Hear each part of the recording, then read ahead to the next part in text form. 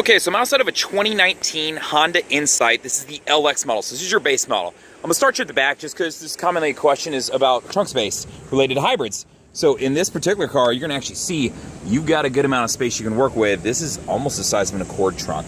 So just so you know what's going on here. There's the floor mats that come with the car. You'll notice it does have the tire repair kit. All of Honda's hybrids come with that, so they do it for weight purposes. So just be aware of that. If you're looking for a spare, you'd have to purchase one separately. Then I don't know if you saw in the back, but they do have the fold-down seats. I've got a 60-40 split. Jumping back into my second row, it's much like a Civic. The interior, though, is a little bit different. So you can see this has got that charcoal gray finish interior. And this so you can see what's going on. So let's hop up in the front of the car. I'll point out that on the base model, it's not a keyless entry. You do have the key fob, but you don't have keyless entry like you would on the models above it. So, hopping into the car, standard seat setup, so not powered or anything like that. But let's walk you from left to right across the dash, okay? So starting here, your power windows. You do have auto up-down windows on your left and right side as far as driver's side. Your window locks, so to lock them, you'll see the LED come on. My actual door locks are right here. And my mirror controls is pretty standard in a Honda, left and right, and then you can adjust right here. So that's what's going on from there. Now moving up. So right here, you're gonna see my gas cap, so this will pop it open for me. Below that, right to the right, this is vehicle stability assist. So this works with my traction control. In the event that I go in a skid, it'll transfer power to whichever wheel is getting better traction to help correct for that skid. Now this is always on unless I wanna press it and hold it to turn it off. You press for a couple seconds, and then you'll see this red and orange button come on up there in the very top. Now turned off so you can see it. This is going to be related to my Honda sensing features. Whenever I press that, it'll turn on and let you know what exactly I have on the car. So that's what this button is right here. Moving up, my trips, I can get to them right here. So it's just a different way to get to them. And you can see them down here in the center. I'm toggling through some different screens right there in the middle. And then it is adjusting the brightness right here. So, and anytime you touch that, you'll see it come on. Now moving on to the steering wheel. The first button I'm going to point out is this home button. So this left side of the dash is actually digital. So I can actually change what I'm seeing. And I've got a bunch of menus that I can go through up here. So if I just want a tachometer, if I just want a general gauge, I can get that. Well, tach, I'll say tach even though it's a hybrid. Then below that, Eco Mode. This will just show me, how I'm driving, what mode I'm going to be in as far as how I'm saving. Down below that, Power Flow. This is actually kind of a cool one. I'm super always curious as to what mode I'm driving in, so this will show you, and you'll see connections between the engine and the battery and the wheels, and it'll let you know whether you're in gasoline mode, hybrid mode, electric, so what you're driving in. So it's just kind of a cool feature. Range and fuel, that's general info that you can get, like to, your general tracking on your car as far as fuel economy. Speed and time. Traffic signs are a really cool one. So this actually uses the camera up here in the black box to detect the road signs. So when you come across one, this will show you what speed limit you're supposed to be going on that road. So super cool feature if you're driving through some towns where you just don't really know what the speed limit is. Driver support, this is related to Honda sensing stuff, which there's gonna be a couple of those. Driver attention monitor, it'll just alert you after a while if you're not touching the wheel or the pedals. So it's related to that just to make sure you're awake. Maintenance, so general oil life stuff right here. Below that, safety support, that's related to Honda sensing, so the corrective driving features in the car. Now, settings, some cool stuff in here that you can get to, so just so you know about it. TPS, driver assisted settings, lighting and door is where I'm actually more interested. So door setup, this is where I can set my auto door locks. Right now it's set to when I hit 10 miles an hour. You can change that to a couple different options. So there's your unlock mode. This would be where I'm getting out of the car right now. Default is when I open the driver's side door, it'll then unlock the remaining doors of the car, and I can change that to a couple different settings also. So there's some cool stuff in here as far as that goes, if you want to play with some of this stuff. Now, the other thing was the lighting setup in there, but that's just if you want to adjust when the lights come on and how long they stay on, things like that. So that's how you use the home button right here. Now, you'll see the volume controls are right here, pretty self-explanatory. This is what I was using to toggle through that screen up there. So you can see I'm toggling through, and then to select it, I just press directly down on it to select something. Now, my source button up here, pretty self-explanatory as far as jumping through AM, FM, USB, whatever I might have hooked up, and you can see it's toggling through right now when I'm pressing it. So anything else that I would have running, it would toggle through also. My Bluetooth controls are right here. So to answer a call, to hang up a call, and to use voice command, I can press this to say call so-and-so, it'll fire up and start calling them. Now in your above models, your EX and your EXL, I want to say those are going to come with Honda sensing, where this will play a little bit bigger a role, and I'll make a video on those too. Now moving across to the right side. So this is where some of the Honda sensing stuff comes into play. The first thing you'd always want to make sure is the main button is on. So if main is on, you'll see ACC and LKS up there. And this will stay on. So if I leave it on and get out of the car, turn it off, get it back in, it'll be on again. ACC is adaptive cruise control. LKAS is lane keep assist. So lane keep assist is the first one I'll show you. This works from 45 miles an hour to 90 miles an hour. When I touch this button, you're gonna see these lines come on.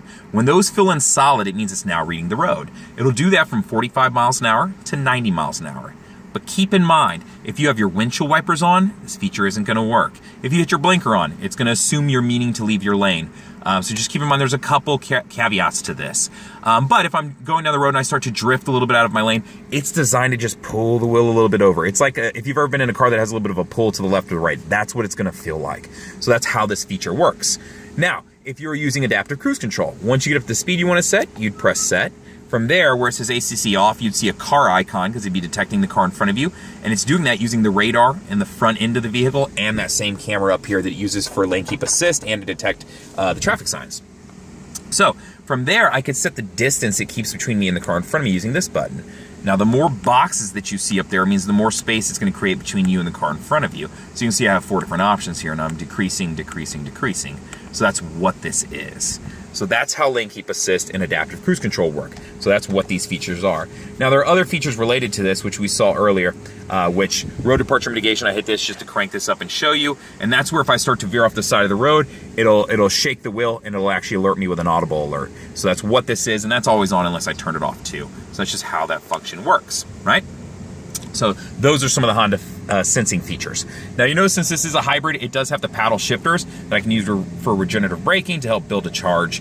So it's kind of nice to know that I have those. My lights, I can set them to auto, so you can see my auto setup is right there. And then on my right side, you can see that I do have my windshield wiper controls. Now moving over to the audio setup, this is just a standard classic LX setup. This is what you would see in a Civic and a lot of my other vehicles in a base. So just a standard, you know, hey, I need some buttons, some knobs, and how can I access my info? So media-wise, I've got AM, I've got FM, I've got Bluetooth, I've got Pandora compatibility, I've got USB and Bluetooth controls. I'm just toggling through and reading stuff here. So pretty simple as far as that. You know, setting, you know, if you get to something and you want to set your radio stations, you toggle to what you want, you press and hold until you set it. So pretty easy as far as using these controls. So you can see if I toggled over to something I want to save that one, I press and hold. Beeps, now I show 1 is 1. So that's how this works. Now, on the menu, there's some different things you can control. If you need to adjust the clock, you want to scan some settings. This is where you can do Bluetooth stuff. So I'll start you back from the get-go. My first time I'm adding a phone, I just press the phone button. It's going to prompt me what I like to add a phone. Scroll down, select yes. Make sure your Bluetooth is on, select it. Now it'll search for your phone. Preparing process. So you can hear it talking to me. Let me turn this down. So once you've added one phone, let's say you're like, I need to add a secondary phone. So my wife, my brother, my sister, somebody else is going to be in the car with me. Now where you're going to do that is actually going to be from this menu button right here. So let me back out of this screen and go to my menu. From here, I'm going to scroll into settings. And then I'm going to go down to Bluetooth setup. And then I will select that. And then I want to add a new device to the Bluetooth. So I would select that. Then you're going to see the same thing. Turn your Bluetooth on, hit OK. Now it's going to search for your phone. So that's how you add a secondary phone, just so you know how to do it. So I just wanted you to know how to do this. So as far as other settings that you can change in here, it's going to be some general stuff. So let's say I want to change the display. Like right now I have it set to a blue-green. Display change. Oh, this is wallpaper and audio. Let me scroll down one more color themes. So whether I want violet, whether I want amber, you know, whether I want red, just depending on what you prefer to see, you know, whatever's pleasing to your eye. The wallpaper is where I can set actually something to show up here. So select, and then I can have either clock or I can upload images through the USB right down here. It just needs to be a JPEG or BMP, and it has to be a smaller file. Dimension size, I'd have to look it up for you, but I mean, within reason, it can't be humongous, right? So that's how the screen works here. AC controls are pretty self-explanatory. Hot and cold, how much air, where I want it to go. So everybody should be able to figure that out. Moving down below that, you can see I do have my USB. I do have my power outlet right here. So plugging in a phone, and it's actually got a rubber finish right here. So it's kind of nice. It's real easy. That way it'll keep your phone stuck to it, and you can pull it out and actually wash it off. So that way if you get gook on it, you can. So just nice to know that you can do that. Now, your controls for the shifter are buttons, which is sometimes throw people for a loop, but it's pretty self-explanatory. You throw it in reverse, you see green light up, you can tell backup camera's on. That's the easiest way to tell. You got 3 different views on this backup camera, and I'm just pressing this button to toggle through. So wide angle, normal, and then aim straight down. There's the edge of my back bumper right there. So that's just what I'm doing here. As far as neutral, drive, whenever you shift, you'll see what's going on. Your parking brake. So how to use this, I'm going to show you. Put your foot on the brake to set it. You lift up on this and you'll see the red light come on. To release it, press down on the brake, press down, it releases. Brake hold set up to where if I'm in stop and go traffic and the car's in drive and I have brake hold on, when I come to a complete stop, it'll hold the brake while the car's in drive. But you gotta have your seatbelt on, so remember, if you're in like a drive-through, there's some caveats to this. Econ Mode will improve gas mileage whenever this is on. You'll see a green leaf pop on here. It'll improve gas mileage by shutting down electrical systems in the front end of the car, but it's going to affect things like your AC unit on how hard it blows and your accelerator on how fast you take off. Sport mode is kind of the opposite. It's going to improve the get up and go, but in doing so, it's going to raise the rev. So it's going to rev at a little bit higher RPM, so it's going to decrease gas mileage, so just keep that in mind. And then purely electric, once I've built up a charge, I can use this. When you do that, you'll see this come on, and it'll let you know that you've got EV mode on or off. Moving down in the center cup holder, set up exactly like a Civic. So I've got the deep well if I need it, and then I've got the short wells if I want to use it, and then I've got the sliding armrest. And if you like Easter eggs as far as cars go, down here in the bottom there's actually a rubber deal you can pull out. And then, so this is what's the liner in the bottom. And then on the back, it's actually got a really cool design. And I think there's like 4 different designs, so depending on which car you get, you'll have a different one. So just kind of cool, something different to learn. Other than that, that is the Honda Insight LX. If you have questions, feel free to comment on the YouTube video. You can always call me at 512-443-4300 and just ask for Justin. You can email me, the letter J, and then Fuller, F-U-L-L-E-R, at howdyhonda.com. I'll be more than happy to help you out in any way. Just let me know what I can do for you. All the best.